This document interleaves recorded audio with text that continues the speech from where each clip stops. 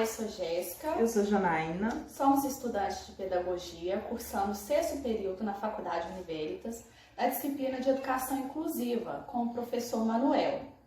E hoje vamos apresentar um trabalho sobre deficiência auditiva, apresentando as diferenças entre deficiência e surdez, as causas e sintomas, uma entrevista com um surdo e uma entrevista com Ronilson Lopes, que atua como psicólogo, pastor e intérprete na comunidade surda. O termo deficiência auditiva é utilizado para indicar a perda de audição ou a diminuição na capacidade de escutar os sons. Está relacionada com qualquer problema que ocorra em alguma das partes do ouvido, prejudicando a audição em maior ou menor grau. No âmbito da medicina, o termo surdo é utilizado para caracterizar a surdez profunda, e o termo deficiente auditivo é utilizado para caracterizar uma deficiência auditiva leve ou moderada.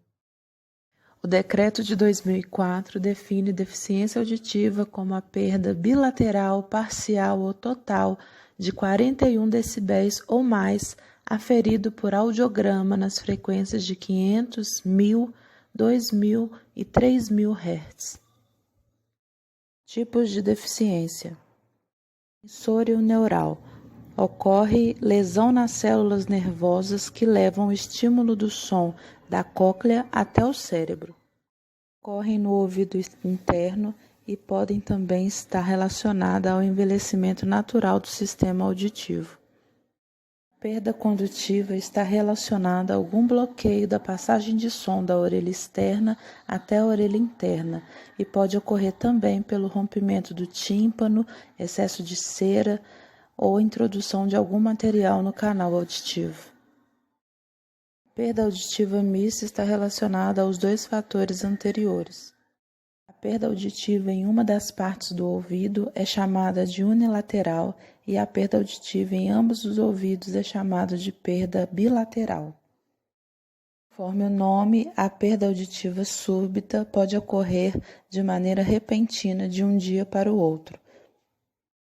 E a perda auditiva oculta é um tipo de perda que não pode ser medida através de um teste auditivo comum.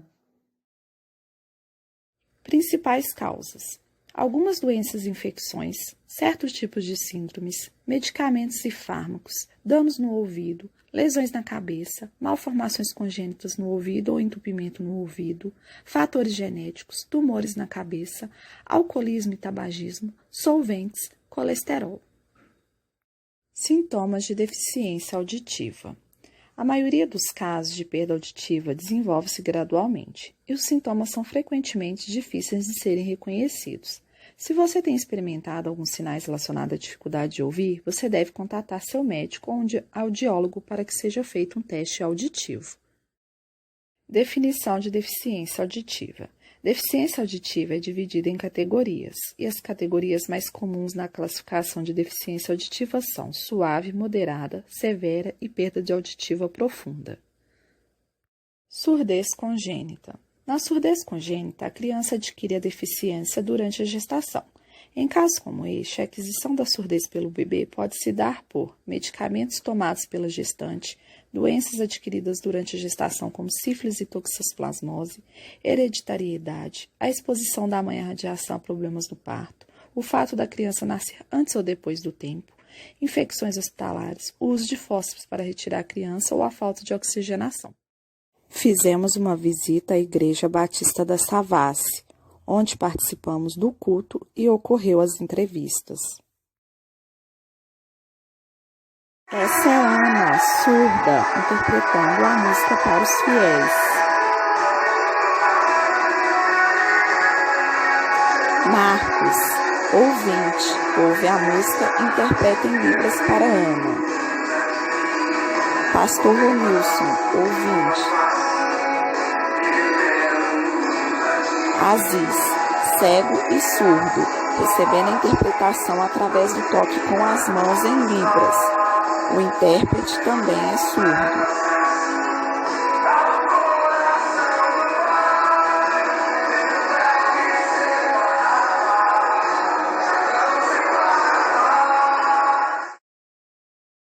Entrevista. Oi, meu nome é Janaína, sou estudante do curso de Pedagogia e vou te fazer algumas perguntas, ok? Como você ficou surdo? Foi de nascença, algum acidente ou doença? Como foi? Meu nome é Jefferson e esse é meu sinal. O que aconteceu comigo? Eu nasci normal e depois eu tive meningite. O médico que me examinou, ele falou que eu fiquei quase ouvinte, mas eu fiquei surdo, na verdade, por causa da meningite. Entendeu?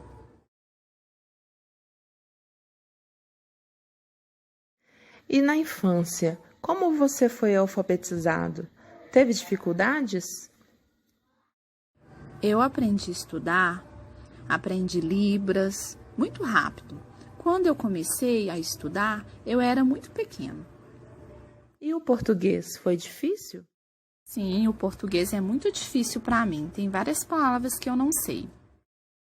E hoje, em 2020, como você vê a inclusão do surdo? É bom, ruim, pode melhorar?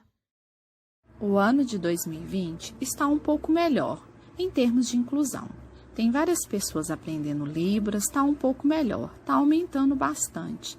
Aí fica um pouco melhor para nós que somos surdos. E o mercado de trabalho? Tem oportunidades? Eu trabalho também. Tem vários surdos lá, nós vamos aprendendo um com os outros no trabalho. Às vezes, o próprio sentimento um dos outros vai ficando mais fácil. De nada. Olá, boa noite. Boa noite. Boa noite. Nós estamos hoje aqui com o pastor Ronilson, que ele é referência e faz parte dessa representatividade para a comunidade surda, né? Talvez vocês aí estão identificando o rostinho dele aí nos comerciais e horários políticos, porque ele tem feito esse trabalho. E a gente veio conversar sobre a atuação dele diretamente com o surdo, né? Então, a nossa primeira pergunta é como que começou mesmo a sua vida incluída nesse grupo, né? nessa turma, como que se deu esse processo? Bom, a história é longa, né? Muito longa, porque eu tenho hoje 54 anos de idade, vou fazer 55 agora em janeiro. E aí, desde os meus 10 anos de idade, eu tinha já contato com a comunidade surda. Eu fui para uma festa, criança, e lá eu encontrei uma pessoa sentada junto da caixa de som, com a mão e com a outra mão cantando a letra da música e sentindo a vibração. Eu nunca havia presenciado uma pessoa surda antes. E aí eu me aproximei dele e ali ele começou a conversar comigo em sinais, eu não sabia. E então eu sentei ali na festa, do lado dele, fiquei a festa todinha, apesar de criança, a gente vai para a festa para comer salgadinhos e tal, e como a gente era penetra, nem ganhava o salgadinho. Mas como eu era surdo, toda hora tinha salgadinho para ele. Aí eu sentei do lado dele lá, comecei a aprender, aí o garçom chegou assim, e mais um surdinho, né, achando que eu era surdo. E só trazia salgado. Falei, opa, esse negócio aqui tá bom. E ali aprendi um pouco com ele, e ele me mostrou na festa, mais ou menos 1h da manhã, eu e meu irmão, e ele fomos embora. Aí ele me mostra a casa dele, ó, eu moro aqui, vem visitar e tal. Aí no outro dia, no domingo, à tarde eu fui na casa dele. O nome dele é Nelson, né? O irmão Márcio, e tinha mais 2 irmãs surdas. Então a família toda, e além do pai e da mãe. E ali eu pude interagir, né? Conhecer o mundo do surdo, o universo, que a casa estava lotada, uns 15 surdos dentro da casa. Por causa da associação, os rapazes da casa jogavam futebol pela associação, muito bom de bola, então eu comecei a segui-los, né? Vendo futebol, e aos 10 anos de idade, caminhando, então sempre tinha contato com eles. E aprendeu direto com o surdo? Então, direto, a minha língua de sinais foi demais direto com eles. Na época nem era Libras, era mímica, né? E a criança, ela é mais aguçada a aprender, né? Então... E aí eu frequentava a associação de surdos, sociedade, eu ainda não havia me convertido, né? Aos 15 anos de idade, eu chego numa igreja e lá eu me converti numa igreja chamada Igreja Batista da Floresta, onde tinha um surdo. Ele estava aqui hoje. Hoje ele é surdo cego, mas eu vi, ele tinha a visão normal, né? Mas ele já tinha essa tendência de perder um pouco. Ele e o irmão dele são surdos cegos também. O irmão dele tem mais perda do que ele. Então, Aziz estava lá no culto, e de repente, sempre rindo para todo mundo. Eu falo assim, nossa, cara, é diferente, ri para todo mundo, né? Aí quando eu cheguei perto dele para conversar, ele era surdo. Aí como eu já tinha uma noçãozinha de que já conversava com surdos, aí ele começou a me ensinar as línguas de sinais da igreja, né? Aí em 2 meses, eu e meu pai na fé, na época o Rogério, em 2 meses o meu pai na fé já estava fazendo a mensagem da pregação e eu fazendo louvor. E aí nós iniciamos o primeiro Ministério com Surdo em Belo Horizonte em 1982. Foi quando eu me converti e quando eu comecei então a andar com Aziz. A do Aziz veio o Marcos, veio o Célio, veio outros, né? E aí nós começamos a levar esse grupo. Um dos surdos tinha um Fusquinha e ele então era motorista naquela época. E ele foi, a gente enchia o carro com surdos, eu e Rogério, a gente viajava para cidades para dar testemunho, para falar. Então foi assim que a minha caminhada começou com os surdos, né? E o surdo cego está comigo até hoje. Está caminhando aí, né? O Aziz, então é bacana a gente estar essa interação com eles. Ele é pastor, então vamos lá na igreja. E aí eu fazia, como já tinha essa interação com a comunidade surda, eles foram chegando. Aí que eu fui assumir o pastorado dos surdos, aí eu deixei a igreja de ouvintes, fui assumir na Igreja Batista da Lagoinha como pastor do Ministério de Surdos da igreja na época, né? E aí o meu envolvimento com surdos sempre foi assim, esse envolvimento de fazer o trabalho com eles, né? De ajudá-los, dar a eles a assistência necessária. E quanto à política, hoje, o trabalho secular, eu não tenho assim, eu não vivo do trabalho secular, né? Eu sou psicólogo hoje, eu trabalho com psicologia, aqui na igreja eu sou voluntário, então eu não recebo, eu não tenho essa remuneração voltada com a comunidade surda, não. Quando surge uma oportunidade, como é a política, que eles... e eu fui convidado porque o partido me conhecia, o candidato a prefeito.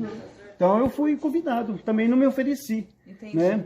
Mas a sua presença lá traz uma certa representatividade Sim, para esse grupo. sim. Eles te perguntam assim, olha, esse candidato é bom mesmo, é nesse Sim. sentido. Então, nesse caso, eu falo com eles que eu estou com o candidato, porque antes de ser intérprete dele, eu já estava junto com eles. Entendi. Lá. E como surgiu a oportunidade de eles me convidarem também para ser remunerado, né, ali, sim, ganhar uma graninha, eu falei, opa, então eu estou dentro, né? Então foi oferecido por eles. Então eu não estou fazendo um serviço voluntário, porque a política ela tem uma reserva, tem um fundo para isso, né? Que está aí já dentro da questão da política, para você, como que está esse processo de inclusão relacionado aí ao meio político, aos governadores? Como que está aí em questão da comunidade? A gente vê hoje muita promessa, né? Muita promessa. E na prática a gente vê assim, pouca representatividade com relação à comunidade surda. Porque ainda eles não conhecem, não sabem que essa comunidade é uma comunidade transcultural, fala uma outra língua. Ela não consegue se entender o português, pegar o que você escreveu aqui assim, ler, contar aqui, pegar o contexto de uma coisa, ele não consegue. Porque é outra língua, e eles têm como primeira língua a língua de sinais. Né? Então, hoje eu vejo muitos candidatos aí com promessas, com projetos, assinaram até alguns memorando com um compromisso com a comunidade surda, caso sendo eleito, eles vão trabalhar. E hoje a gente vê também, né, com a ousadia da Michele, né, a esposa do Bolsonaro, quando ela então levou os surdos para trabalhar lá dentro e tudo mais. Então a gente vê assim, que houve um arranque, né, nessa tensão voltada para a comunidade surda. Mas ainda está muito a desejar a uma escola bilíngue, né, um respeito mais. Por exemplo, um surdo vai numa repartição pública, ele não tem intérprete. Ele vai para um médico, não tem intérprete, ensinos. Então ainda está muito precário em relação à inclusão social. Entendi. Ok. Pastor, a gente queria te agradecer, né, por essa oportunidade né? Foi muito rico a experiência de a gente estar aqui hoje acompanhando, né, o culto e a interação entre os surdos, né? Eles fomos muito bem recebidos. E muito obrigada pela participação no nosso trabalho. Deus abençoe. Amém. São bem-vindos, né? Vocês são bem-vindos para estar aí com a gente. Todo sábado a gente está aqui às 5h30, os surdos. Né? Domingo de manhã já é um trabalho de interpretação. Aí eles sentam, vão participar, uma inclusão. Sábado é o culto deles, que eles fazem culto, eu prego na língua de sinais, como vocês viram, para identificar com eles, né? E no domingo a gente faz a interpretação de quem está pregando, o louvor, a minha esposa também me ajuda, os intérpretes quando estão aí, faz um revezamento. Aí domingo é a inclusão dos surdos com a igreja ouvinte. Aí vocês estão convidados para estar conosco. Pastor, muito obrigada pela oportunidade, pelo espaço, a paciência aí com a gente, as palavras. E, gente, vem, né? Vamos todo mundo vir participar e abrir aí esse espaço para tanta gente entrar quanto neles e eles na gente, né? Amém. Tá jóia. Que Tchau, Deus abençoe obrigada. vocês, estamos à disposição.